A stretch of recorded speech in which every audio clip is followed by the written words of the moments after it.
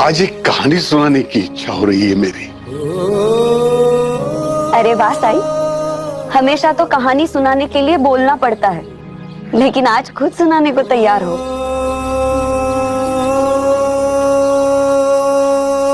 एक आदमी घने जंगल से जा रहा था। देर रात का समय था। उसने ध्यान नहीं दिया तो वो अचानक से फिसल गया और कुएं में गिरने लगा। खुद को बचाने के लिए उसने हाथ पैर मारे तो पास के एक पेड़ की डाल उसके हाथ में आ गई और उसने उसे पकड़ लिया।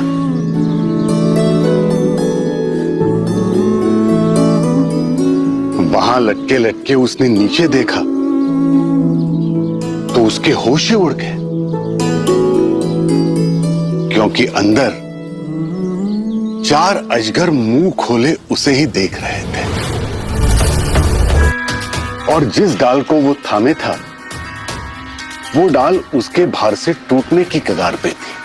तभी वहां एक हाथी आ गया और उस पेड़ को जोर जोर से झकझोरने लगा। वो आदमी बहुत डर गया और सोचने लगा, हे भगवान, अब क्या होगा? वो जिस पेड़ से लटका था उस पेड़ पर मधुमक्खी का छत्ता भी था।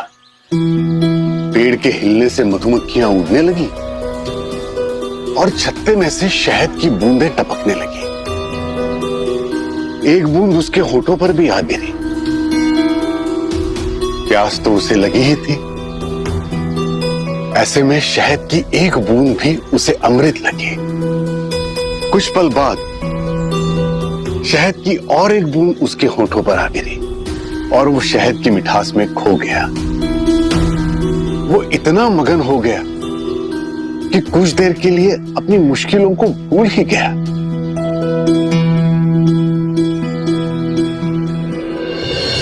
दैवयोग से उसी समय उस जंगल से शिवजी और पार्वती माता गुजर रहे थे। माता पार्वती की नजर उस आदमी पर पड़ी और उन्होंने शिवजी से उसे बचाने का अनुरोध किया। शिवजी कुएं के पास गए और बोले, मेरा हाथ पकड़ लो, मैं तुम्हें बचाऊंगा। इस पर वो आदमी बोला, एक बूंद शहद का और लुत्फ उठा लूं, फिर चलता हूं। एक बूंद, फिर और एक बूंद, और हर एक बूंद के बाद अगली बूंद का इंतजार।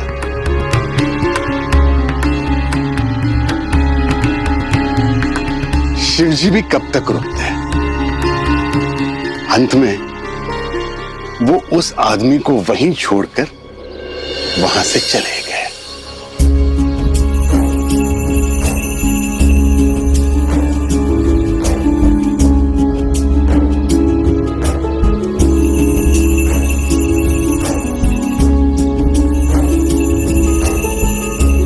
अब तुम लोग अंदाजा लगा सकते हो कि उस इंसान का क्या हुआ। वो इंसान तो बड़ा ही बेवकूफ था, है ना साईं?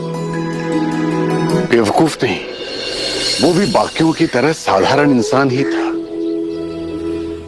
लेकिन मोह माया में फंस गया था। जब कोई किसी चीज से हद से ज्यादा जुड़ जाता है तो वो उसे अंधा कर देती है। इसे ही मोह माया कहते हैं। साईं, ये संसार ही माया है, तो कोई कैसे इस मोह माया से अछूता रह सकता है? कोई कैसे इन पर विजय पा सकता है? तो कोई कैसे इनसे ऊपर उठ सकता है? भगवान श्री कृष्ण ने भगवद गीता में कहा है, दैवी येषा गुणमयी मम माया दुरत्यया मामेव ये प्रपद्यन्ते माया में तांग तरंती थे। त्रिगुणों से बनी माया के जाल को तोड़ पाना बहुत कठिन है,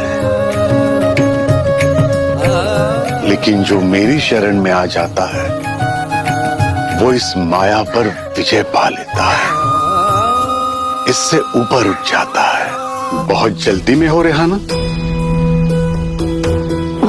वो साईं, नहीं, हाँ साईं, असल में इनके चचेरे भाई विदेश से आ रहे हैं आज ही, और ये उन्हें लेने गए हैं। अब तक तो शिरडी की सरहद तक पहुंच भी गए होंगे और घर जाकर मुझे उनके स्वागत की तैयारियां करनी है, इसीलिए थोड़ा जल्दी में हूँ साईं। तो पहले बताना था ना, हम ये काम कर लेंगे। तुम जाओ और जाकर तैयारी करो। लेकिन काम को ऐसे आधा अधूरा छोड़कर जाना मुझे गवारा भी नहीं है बाईजाक का, और वो भी साईं का काम।